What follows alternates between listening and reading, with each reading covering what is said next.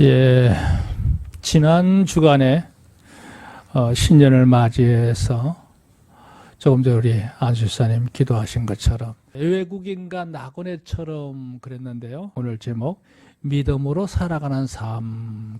오늘 이 말씀을 통해서 여러분이 잘 들으시고 일상생활 속에 적용을 잘 하시기를 바랍니다.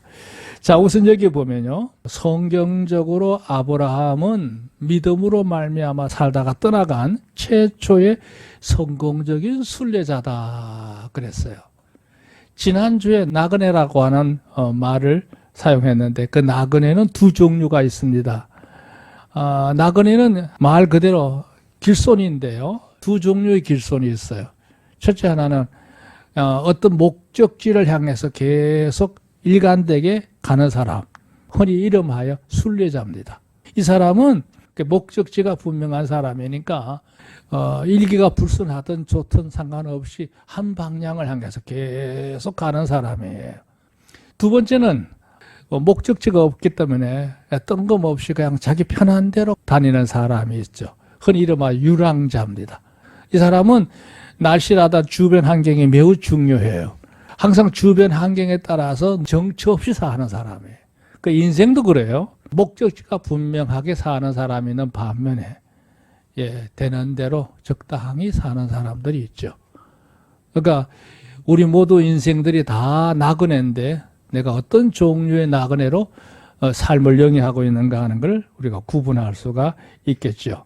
근데 여기서 말하는 이 순례자라고 하는 말, 아브라함을 말할 때 성경에서 말하는 최초의 성경적인 순례자다, 그렇게 언급하는 이유가 있습니다. 그의 삶에는 몇 가지 특징이 있어요. 그는 일생 동안 장막 생활을 했어요. 그러니까 안정되게 집을 짓고 그걸 뭐 크게 잘 꾸며서 편안하게 여생을 산 게 아닙니다. 이 사람은 직업도 유목민이지만 그는 그가 가지고 있는 재력이라든지 그 막강한 여러 가지 많은 것들을 생각하면 얼마든지 큰 성읍을 만들어 놓고 살 수 있는 사람이에요.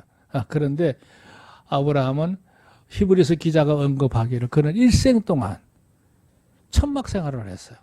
자기만 그렇게 한 게 아니라 백세에 낳은 이삭도 그렇게 살았고 또 그 손자되는 야곱도 이 장막 생활을 했다는 거예요. 그 이유가 뭐냐?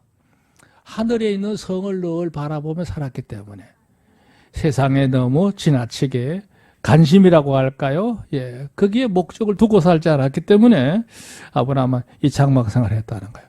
두 번째가 뭐냐면 아브라함은 오늘 여기 주보에 하나 그림이 나왔죠. 사파. 아브라함의 삶의 일부분을 묘사한 사파인데요. 그는 언제든지 어느 곳을 가든지 그곳에 맨 먼저 단을 쌓고 하나님 앞에 제사를 드린 후에 비로소 이제 장막을 치고 한동안 이제 그곳에서 언거하게 되는 거죠. 그러니까 늘 제단을 쌓는 일에 최선을 다했던 아브라함. 그러니까 영적인 사람이었다, 이런 의미고요. 세 번째, 그렇게 사는 결과가 있어요. 하나님으로부터 많은 것을 보장받은 사람이에요. 흔히 말하면 언약의 사람입니다. 그러니까 아브라함의 생애에 하나님의 언약이 많이 임하였고 또 그 생애 속에 일부분 많은 것을 누리다 간 사람이에요. 축복의 인생이죠. 축복의 인생이에요. 우리 성도님들도 마찬가지예요. 여러분의 삶 속에 하나님의 은혜 역사가 늘 함께 하시기를 주의 이름으로 축원합니다. 자, 여기 보세요. 두 번째 줄.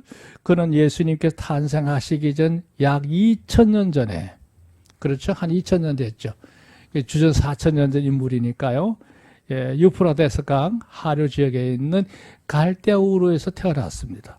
그곳에서 이제 가정을 이루고 한동안 살았죠. 그때가 75세예요. 그러던 어느 날 하나님께서 아브라함을 부르시죠. 아브라함아, 넌 이곳을 떠나서 내가 지시할 곳으로 가거라. 그래가지고 처음에는 온 가족이 다 함께 우르 지역을 떠나서 하란이라는 곳까지 올라옵니다. 이 갈대아 우르 지역은요, 우리 흔히 일반 역사적인 측면에서 말할 때 인류 문화의 최초 발상지, 그 다음에 2차 발상지가 이제 나일강 유업, 이집트 문화권입니다. 그리고 이제 3차 발상지가 인도, 겐지스강 문화, 그리고 4차 발상지가 중국, 항아유역이라고 할 수 있죠. 그러니까 당대로 볼 때는 제일 사람이 많이 살았고 여러 가지 모든 문화가 발전한 곳이었어요. 근데 그곳에서 하나 이렇게 떠나라 했을 때 그런 메소포타미아 지역 상류 지역에 있는 지금의 터키 지역입니다. 산우르파라고 하는 지역으로 이주를 해요. 근데 이제 여전히 하나님께서 그곳이 정착지가 아니라 내가 지시할 곳으로 가거라. 그래가지고 미리 탐지도 없이 길을 떠났는데 그때는 이제 아브라함하고 조카만 떠나게 됩니다. 그러니까 그 형제들하고 부모들은 다 하란에 눌러 살게 되죠. 이제 이렇게 해서 이제 떠나는 사람인데요. 예, 그가 이렇게 왜 태어나느냐? 하나님께서 아브라함을 택하신 것은 앞으로 이제 하나님의 그 언대한 구원의 계획 속에, 예정 속에 한 선민의 나라를 세우시고 또 하나님께서 약속하신 한 혈통을 세우시기에 앞서서 하나님께서 그 나라를 건국하시게 한 조상으로 삼기 위해서 아브라함을 선택한 거예요. 그러니까 아브라함은 놀랍게도 믿음의 사람이라 그 영성이 단단했던 사람인 거죠. 그래가지고 결국은 하란을 떠나게 됩니다. 히브리서 기자는 말하기를 이렇게 말합니다. 믿어보라 아브라함은 부르심을 받았을 때에 순종하여 갈 바를 알지 못하고 그것이 어떤 사정인지도 모르고 그저 무조건 하나님 말씀만 믿고 떠났다는 거예요. 그 믿음과 순종입니다. 사실 유목민은 그렇게 사는 방식이 아니에요. 유목민들은요 사전에 철저하게 다음 이동해야 될 그 목초지 현 상황에 대해서 주도 면밀하게 다 살피는 사람들입니다. 왜냐하면 이 짐승들은 먹는 물과 풀이 부족하게 되면 하루아침에 난리가 나거든요. 그러니까 미리 사전에 그 사정을 다 알고 난 다음에 대비책을 갖고 떠나는 게 유목민인데 이 거대한 족장이 말이죠. 자기 일가와 그 모든 짐승들을 이끌고 갈 바를 알지 못하고 가나안 땅 들어왔다고? 근데 그게 어떻게 가능했느냐? 그는 하나님을 그만큼 의지했던 사람입니다. 믿음으로 아브라함은 그렇게 얘기를 했어요. 자, 여기 두 번째 중요한 문단이 있어요. 본문은 오늘 사건이에요. 아브라함의 생애에서 믿음에 대한 시험이라고 할 수 있겠죠. 절대적인 두 번째 선택의 기회를 보여주는 사건입니다. 그러니까 아브라함의 생애에서 이후부터 이제 그가 이 방식대로 삶을 꾸려갑니다. 그 1차 부름을 받고 가나안 땅에 들어왔던 건 좋았는데 얼마 가지 못해서 실패자가 된 거죠. 그랬던 그가 이 두 번째 기회가 주어지게 되면서 그때부터 아브라함의 삶은 일관되게 그 생애가 다 끝날 때까지 이 삶의 방식을 운용해 갑니다. 오늘 우리가 깨닫고자 하는 거예요. 그 이후부터 매일, 매사에, 그리고 매번 모든 일마다 때마다 곳마다예요. 그 태도에서 이것을 견실하게, 아주 견고하게, 그리고 그걸 유지해요. 견지한다 이거죠. 그걸 보여주는 중요한 전환점이 바로 오늘 본문 사건입니다. 이게 중요하죠.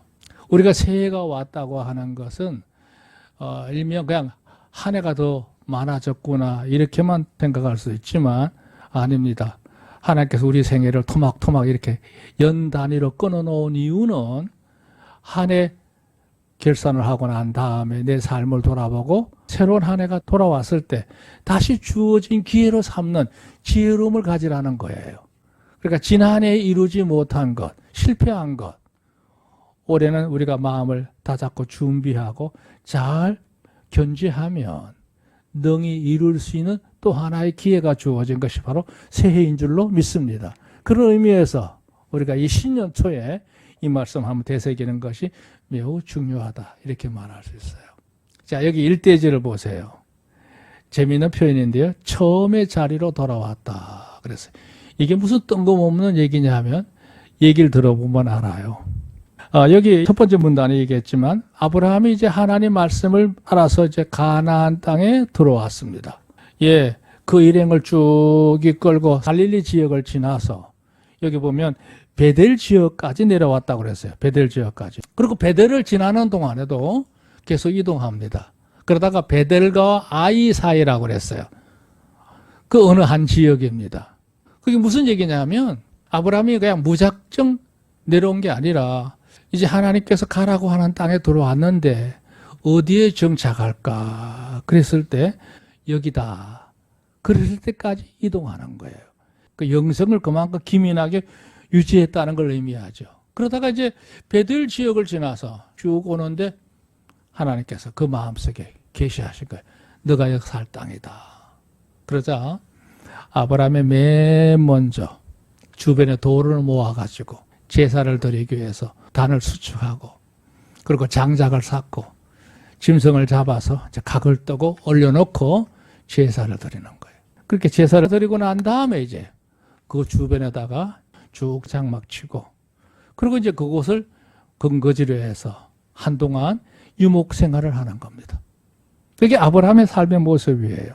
그런데 문제는 그 땅에 들어왔는데 때마침 가나안 땅에는 극한 흉년이 들고 있었어요.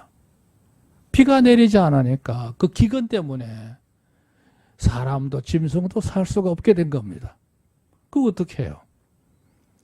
풀이 있는 곳으로 물이 있는 곳으로 짐승을 끌고 가야 되니까 계속 이동 하다 보니까 계속 남쪽으로 내려갑니다.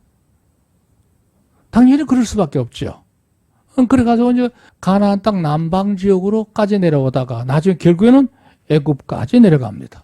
그 거리가 장장 아무리 적게 잡아야 500km 이상 됩니다. 그러니까 이 아브라함 일행이 베델 지역에 살다가 지금의 이집트까지 내려간 거예요. 이게 이제 큰 아브라함의 실패예요. 왜 그러냐? 하나님 명령을 받고 왔으면 하나님 다음 우리가 어디로 가야 될까요? 하나님께 한 번쯤 상의하고 그 뜻을 받아 이동하면 상관이 없는데 아브라함 판단으로 풀 따라 물 따라 계속 이동하다 보니 애굽까지 내려간 거예요. 근데 문제가 터졌어요. 여기 3번에 그랬죠. 애굽에 내려갔더니 그 지역이 또 하나의 문병말상지죠. 이미 왕국을 이루고 있고 그들이 이제 사는데 이 사람들은 특색이 뭐냐면 굉장히 호색적이에요. 호색적. 굉장히 성적인 문란함이 극에 달한 지역입니다. 그 앞에 아브라함의 가족들이 노출이 될 수밖에 없죠. 근데 안타까운 거는 아브라함의 아내 사라가 애굽 왕이 관심을 가질 만큼 이뻤다라고. 이뻐봐야 얼마나 이쁘겠어요. 생각해 보세요. 근데 그건 무슨 의미냐? 애굽 사람들이 그만큼 이성에 대해서 문란한 걸 의미해요. 분위기를 보니까 이게 큰일 났거든. 그래서 아브라함이 이제 살 방법을 인간적으로 찾게 되는데요. 그게 뭐냐 하면 아내를 보고 누가 당신한테 묻거든 절대 내 안사람이라고 얘기하지 마라.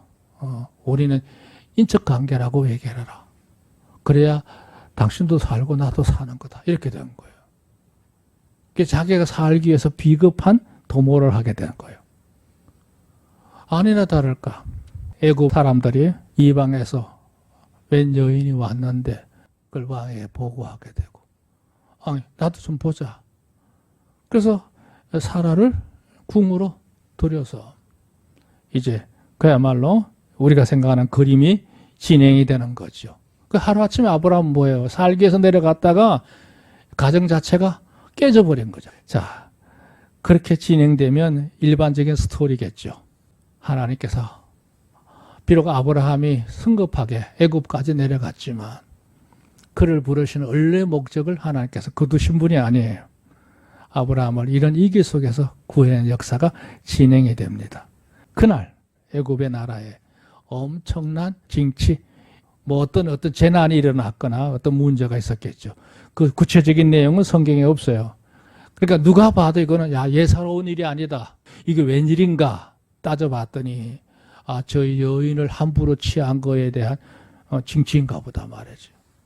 그 나중에 이제 바로 왕이 물어요. 너 정말 인척관계냐? 알아봤더니 알고 보니까 아브라함의 아내예요. 너희 도대체 어떤 사람들이냐? 다 알아봤겠죠. 너희들이 섬기는 신이 우리에게 노여워하는 거다.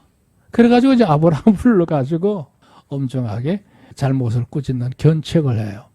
견책. 그리고 이제 사라를 돌려주면서 내가 잘못했다. 그리고 이제 그 잘못했던 보상으로 많은 은금 폐물을 아브라함에게 안겨줍니다. 그 인간적으로 보면 실패한 건 아니죠. 그러나 하나님 볼 때 영적으로 실패한 거예요. 그리고 언제든 저희가 이것서 자유롭게 살아도 좋다. 안전을 보장을 받았을 거예요. 근데 놀라운 건 5번입니다. 아브라함은 더 이상 애굽에 미련을 두지 않았습니다. 그 일을 겪으면서 하나님이 나와 함께 하시는구나. 하나님이 함께 하시면 가나안 땅에 비록 가뭄이 그치지 않을지라도 그곳에 가서 살아야 된다. 그래가지고 애굽을 출발합니다. 그렇게 힘들게 내려갔던 애굽을 떠나서 오늘 여기 13장 1절에 오면 그랬죠. 애굽에서 나올새 그와 아내와 모든 소유며 롯도 함께 남방으로 올라갔다. 옛날 성경엔 남방으로 되어 있고 요즘 성경으로는 네겝으로 되어 있을 거예요. 이 네겝가 어디냐면 지금의 이스라엘 땅 지역 밑에 있는 강대한 강야 지역을 말할 때 그걸 네겝 지역이라고 하고, 여긴 지금요 굉장히 살기 좋은 땅입니다. 가나안 땅에 각 도시에서 나오는 물을 땅속으로 파이프를 묻어가지고 이그 지역까지 물을 보내가지고 이 남방 지역에 소금기가 많아요. 흙을 계속 씻어서 농장을 만들어 놨어요. 그 유명한 키부츠가가 많고요. 또 이곳에는 군사시설도 많이 있습니다. 대단한 곳이에요. 이 남방 지역까지 올라온 거예요. 그건 아마 양들 치기는 좋았을 거예요. 근데 오늘 이렇게 획기적인 문제가 있어요. 아브라함의 남방까지 들어왔는데 그곳에서 안착하고 살지 않습니다.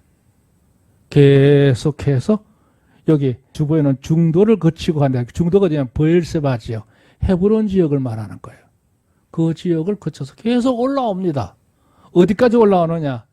처음에 가나안 땅에 왔을 때 여기가 너가 살 땅이다 했던 그 자리까지 다시 올라온 거예요. 무슨 얘기예요? 원점으로 회복한 거예요. 왜 그랬을까? 여기서부터 내 인생을 다시 시작해야 된다 이거죠. 처음 마음으로 돌아간 겁니다. 이거 굉장히 중요해요.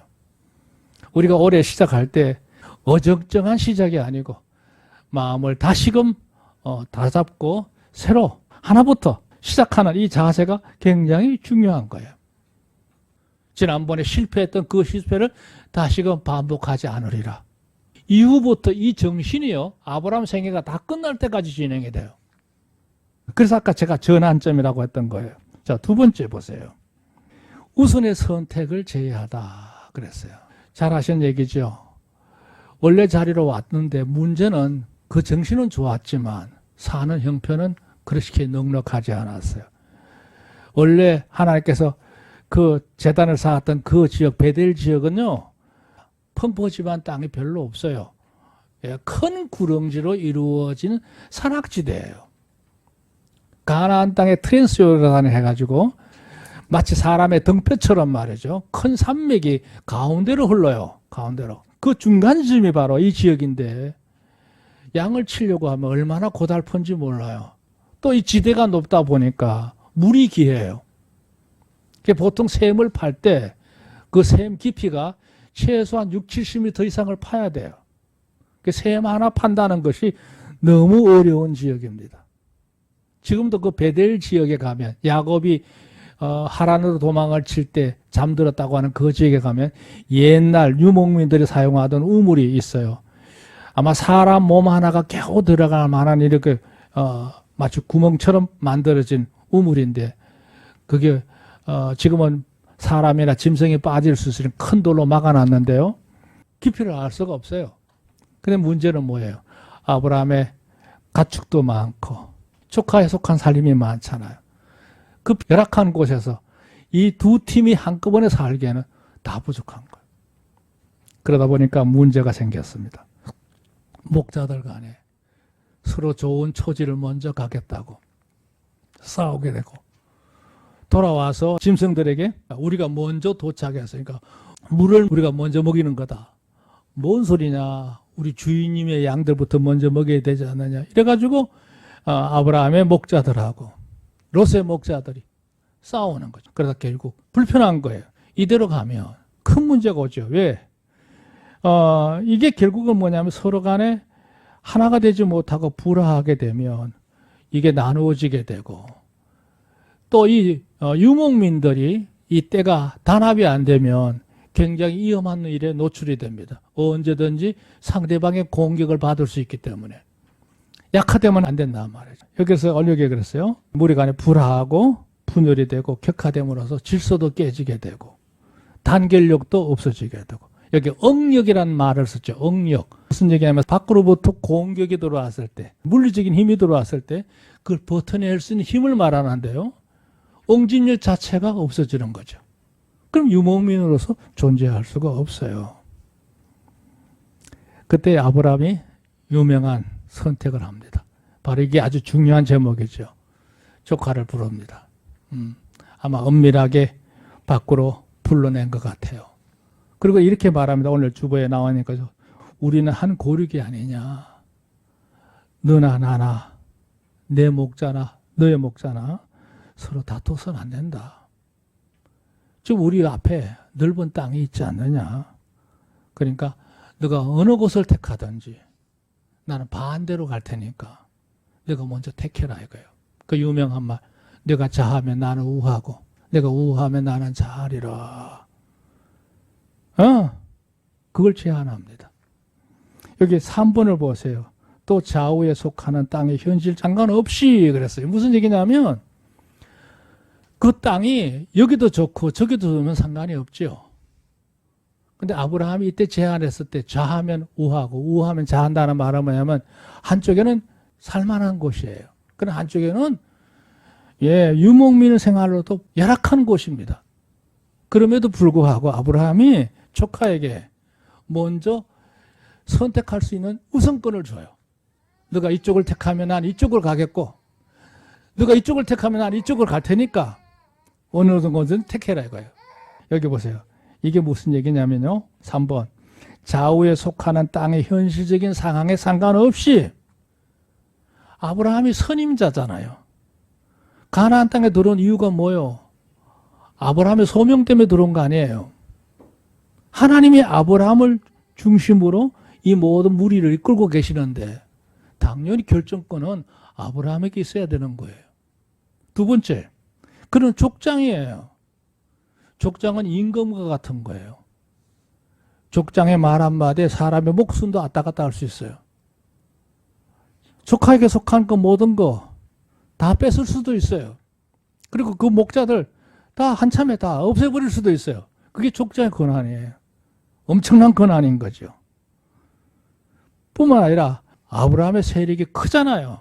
마음만 먹으면 조카들 세력과 뭐 아무것도 아니에요.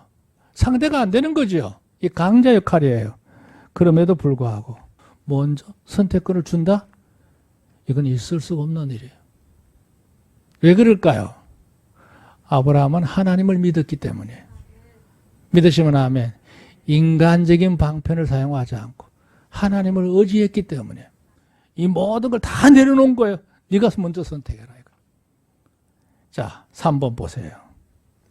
그랬을 때 아브라함 이런 제안에 조카가 말해 적으나 좀 질서의식이 있고 또 자기를 지금까지 보살펴준 이 숙부에 대해서 고마운 마음을 가지고 있다면 숙부님 저는 아직 젊습니다. 나는 얼마든지 좀 힘들더라도 살 수 있으니 이 많은 무리를 이끌고 숙부님 어디로 가신다는 얘기입니까? 숙부님 먼저 좋은 걸 선택하십시오. 나는 그 나머지 가겠습니다. 이게 정상 아니에요? 그런데 조카는 그러지 없어요. 그 말 떨어지자마자 늘 부러워했던 지역, 요단 동편 들녘, 그러니까 요단강을 사이로 두고 있는 그 넓은 늪지대 평지죠. 숙부님 난 저쪽으로 가겠습니다. 동쪽으로 간 거예요. 그 아브라함은 불모지와 다름없는 서쪽으로 가야 되는 상황이죠. 왜 그랬느냐? 이유는요. 현실적으로 생각해 볼 때 이번이 기회단 말이죠. 이때 기회 선택을 잘못해오면 내 평생 고생한다 아마 생각했겠죠. 안락한 삶을 누릴 수가 있고 내 삶이 안정될 수 있고 뿐만 아니라 계속해서 내가 여생을 편안하게 살 수 있지 않느냐. 그런 생각을 가지고 아무 지체 없이 그냥 곧바로 요단 들녘을 향해 떠나갑니다. 떠나가요. 근데 우리가 생각할 때 이건 뒷 얘기입니다만 그렇게 해서 과연 롯이 그 생활이 안락하고 안정되고 안녕했느냐? 아니에요. 여기 주보에 그런 말 했죠. 비극적 결말에 너무나 빠르게 따라붙고 있었다 이거죠. 아무 탈 없이 잘 사는 줄 알았더니 그에게는 미래가 없었어요. 예, 얼마 후에 엄청난 전쟁이 일어나서 하루아침에 모두가 다 볼모로 잡혀가게 되고 나중에는 다시 돌아와서도 그것을 또 삽니다. 그러다가 소돔과 고모라 성에 유황 불이 내려가지고 다 잃어버렸죠. 아내도 잃습니다. 가장 불행한 사람이 바로 이 롯이에요. 자, 문제는 그럼 아브라함은 어떻게 되느냐? 아브라함 아마 그랬을 거예요. 롯의 일행이 저 멀리 가고 있는 모습을 산등석에서 안타까운 마음으로 바라봤을 겁니다. 저곳이 모든 조건은 좋지만 사람 살기에는 참 나쁜 곳이다. 왜냐하면 도덕적으로 안 좋고 또 영적으로 볼 때도 하나님 섬기는 사람들이 지네에게는 좋지 않은 곳이야. 다만 좋다고 하면 물질적으로 환경적으로는 좋은 거지 나머지는 안 좋단 말이죠. 그런데 롯은 어때요? 그 다 무시하고 육신적으로 살기 좋은 곳이라고 생각하고 간 거예요. 물끄러미 바라보고 있는 그때에 하나님께서 아브라함을 부르십니다. 아브라함아, 아브라함아, 너가 서 있는 곳에서 동서남북을 바라보라. 지금 서쪽이 아니에요. 동쪽 다 포함해서 동서남북 사방을 둘러보라. 너가 보이는 모든 땅을 너뿐만 아니라 너 후손들에게 영원히 주리라. 믿으시면 할렐루야. 영원히 주리라. 내가 이 땅에서 너의 후손들이 땅의 티끌처럼 많아지도록 번성하도록 내가 복을 내릴 거다. 여기 보면 땅의 티끌같이 능히 셀 수 있는 내 자손도 세리라 그랬어요. 하나님 저 어디로 갈까요? 그래서 내가 가고 싶은 데로 가라. 그 아브라함이 그곳에서 짐을 챙겨가지고 떠난 곳이 어디냐? 지금의 헤브론 지역, 베들산 너머에 있는 그 마모레 지역으로 갔다 그랬어요. 그곳에 가서 살게 됩니다. 그러다 나중에 이제 브엘스바로 다시 내려가죠. 이런 모습이에요. 근데 놀라운 거는 뭐냐면 아브라함이 이제 이 베델 지역으로부터 이동한 마모레 지역, 그리고 나중에 브엘스바 지역이 어디냐? 나중에 가나안 정복할 때에 여호수아가 12지파에게 영지를 나눠줄 때 메시아가 오시는 유다 지파가 사는 영지 지역이 바로 이 지역입니다. 베들레헴부터 시작해서 헤브론 지역, 이 밑에 있는 브엘세바 지역, 가데스바네 지역, 애굽의 접경 지역 모두가 다 유다 지파들이 차지하는 땅이 돼요. 그리고 그 땅이 영원히 이스라엘 백성의 유명한 근거지가 되는 것이죠. 그러니까 아브라함의 선택은 믿음으로 행한 것이지만 하나님께서 그 미래를 보장하신 거죠. 그래서 오늘 이게 3번 대제가 그래서 의미가 있는 거. 영광의 상급이 선언된 그 역사대로 지금도 이스라엘 역사는 진행되고 있음을 볼 수 있습니다. 사랑하는 여러분, 우리가 올해 2023년 한 해를 살아갈 때 하나님 보시기에 믿음으로 사는 귀한 선택함이 있는 상급이 있는 역사가 있기를 주의 이름으로 축원합니다. 하나님께서 함께 하실 줄로 믿습니다.